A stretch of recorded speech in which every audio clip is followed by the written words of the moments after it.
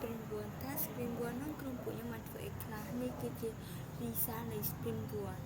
so the Springboard ពួកយើងបានធ្វើទៅលើ feature donor និង guest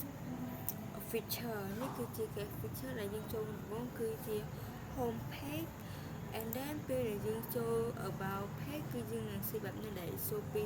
our story our value និង our team ក្នុងការ create system មួយហ្នឹងទៅមកយើងមាន organize system នៅពេលដែលយើងចូល organize system នេះយើងអាចចូល view profile ហើយយើងអាច donate បាន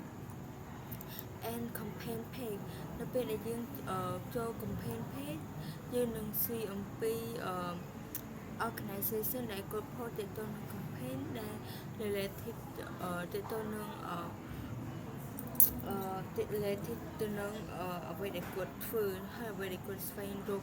ជំនួយនឹងឯងដូចជាវាមានចន្ទជា education healthcare disaster relief environment ហើយវាអាចមានលើនឹងទៀតហើយបន្ទាប់មក user ឬក៏ donor នោះក៏អាចជូនអ្វីដែលurgentអ្វីដែល ongoing nearly funding ហើយក៏អាច verify only ក៏បិទនឹងបានហើយបន្ទាប់មកក៏អាចឃើញពីមក listen មក fund it ឬក៏ indit soon and then ពេលដែលគាត់ចូលមកហើយ it work អញ្ចឹង our website our system របស់យើងនឹងបង្ហាញថាតើពួកយើងធ្វើលើអីខ្លះទី1នោះពួកយើងគឺធ្វើទៅលើ donation ជា money និង donation ជា materials for the donation ជា money យើងមាន3ទី1 fund code ទី2 scan page ទី3 track impact ហើយចំពោះ donation ជា material គឺមានដូចជា list item schedule pick up និង delivery confirmation ហើយយើងនឹងប្រាប់ថាហេតុអ្វីបានជាពួកគាត់តាមនៅលើ system ជំនួយរបស់យើងទី1គឺ rigorous verification full transparency and direct impact ហើយនឹងបើសិនជាយើងក៏មានបច្ចេកទេស security ជាមួយ system របស់យើងក៏អាច start donate បានហើយមួយទៀតគឺយើងមាន contact អញ្ចឹងdonor គឺក៏ guest visitor ធម្មតាហ្នឹងគាត់អាច contact ទៅខាងយើងបានតាមរយៈ send message by email ទៅដល់ទីតាំងរបស់យើងផ្ទាល់ហើយក៏អាចទំនាក់ទំនងជាមួយពួកយើងតាមលេខទូរស័ព្ទបានដែរឬក៏តាម LinkedIn Twitter ឬក៏អាច IG និង track ទីតាំងរបស់យើងហើយពួកយើងក៏ធ្វើទៅលើ SH Center Community Forum and Documentation ហើយបន្ទាប់មកបើសិនគាត់ចង់ដឹងយល់ច្បាស់ពី system របស់យើងក៏អាច login ពេលដែលគាត់ចូលទៅដែរយើង login ពោះ form login នេះយើងមានទាំង login ជា email និង login ជាមួយនៅsocial គឺខ្ញុំធ្វើទៅលើ Google និង Facebook ឥឡូវខ្ញុំប្រាប់ពីរបៀប register អញ្ចឹងនៅពេលដែលពួកគាត់ register ទី1គាត់ដាក់ full name ទី2គឺ phone number ទី3 email address ទី4គឺ password អានោះសម្រាប់ donor ចំពោះ organization គឺដាក់ organization name category ហើយក៏អាច select category ពីប្រភេទ category ហើយ location description email or password ទៅមកក៏អាច register or login អញ្ចឹងខ្ញុំនឹង login ជា Google ពេលដែលខ្ញុំចុច login គឺវាឲ្យយើងជ្រើសរើសចឹងឯងហើយយើងនឹងធ្វើតាម step អញ្ចឹងនៅពេលដែលខ្ញុំ login អញ្ចឹងវានឹងឃើញបែបហ្នឹងand then យើងនឹងចូលមក home page នៅពេលដែលមក home page អញ្ចឹងវានឹងថា welcome back my Coca ដែលជាឈ្មោះ email របស់ខ្ញុំផ្ទាល់ហើយនឹងវានឹង track ពីអាហ្នឹងឯងទៅមកពេលដែលយើងចូល organization នឹងវានឹង detail ជាងមុនហើយថា welcome back my Coca ចំពោះ email អានេះគឺខ្ញុំអត់ទាន់មានទេហើយក៏យើងអាចចុច donate ហើយអាចចុច select category ហើយអាចចុចពីអាទីតាំងនឹងឯងចំពោះ donate ពេលយើងចុច donate គឺយើងធ្វើបែបហ្នឹងតែអានេះខ្ញុំធ្វើអត់ទាន់ហើយទេចំពោះ formula ហ្នឹងខ្ញុំគឺ plan ធ្វើនៅ sprint 2 អញ្ចឹង sprint 1 គឺខ្ញុំអត់ទាន់ធ្វើហើយទេចំពោះអានេះគឺវាដូចជាអ្វីដែលសម្រាប់ឡើងវិញអញ្ចឹងដែលយើងឃើញថាយើងធ្វើលើអីខ្លះអញ្ចឹង នៅអីខាងយើងអាចត្រេកលឿននេះបានយើងមើលនឹងទៅគឺអាចធ្វើបន្ទាប់មកយើងអាចចុច follow បានទៀតចំពោះ campaign page ពេលដែលយើងចុចមក campaign page គឺវាខ្លួនបែបហ្នឹង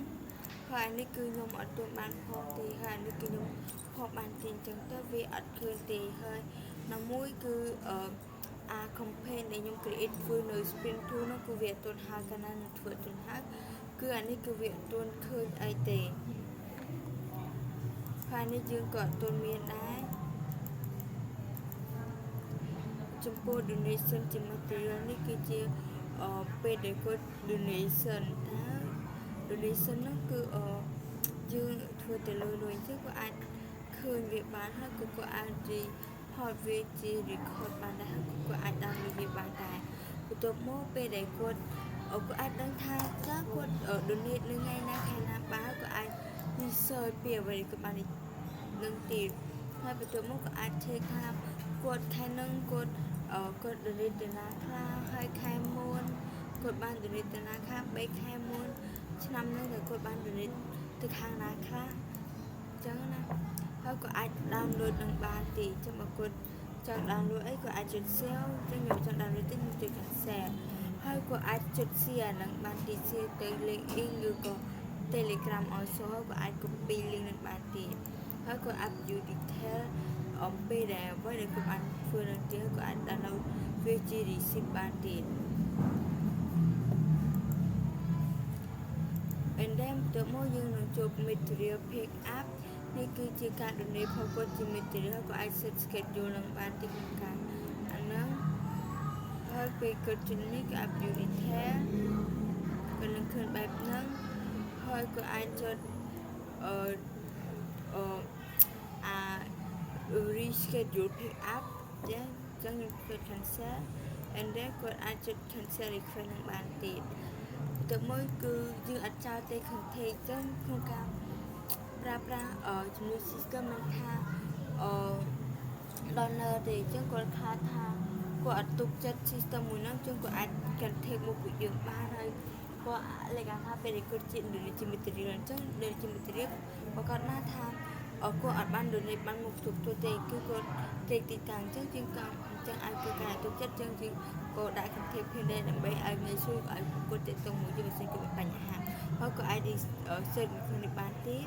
ទៅមកក៏មានជា notification ហើយនេះគឺជា profile នៅពេលដែលគាត់ចូលមកកាន់ profile នៅក្នុង system របស់យើងគឺវាមាន my profile setting and donation ចំពោះ my profile ក៏អាចជិះគឺបែបនេះហើយក៏អាច change រូប change អីបានទៀតហើយនេះគឺជា setting ក៏អាច change password update password ឬក៏អាច update នេះបែបហ្នឹងហើយក៏អាច connect ឬក៏ disconnect បានទៀតក៏អាច take the my connection and ទៅមកក៏នឹងធ្វើ logout ចំពោះ logout នេះគឺយើងមាន two option បើសិនបើជាគាត់ចង់ logout គាត់អាច click logout បើសិនគាត់អត់ចង់ logout ទេគាត់អាច cancel អញ្ចឹងខ្ញុំចង់ logout អញ្ចឹងខ្ញុំ click logout វានឹងចេញមក guest page ធម្មតាអញ្ចឹងចុងក្រោយ thank you teacher for listening my video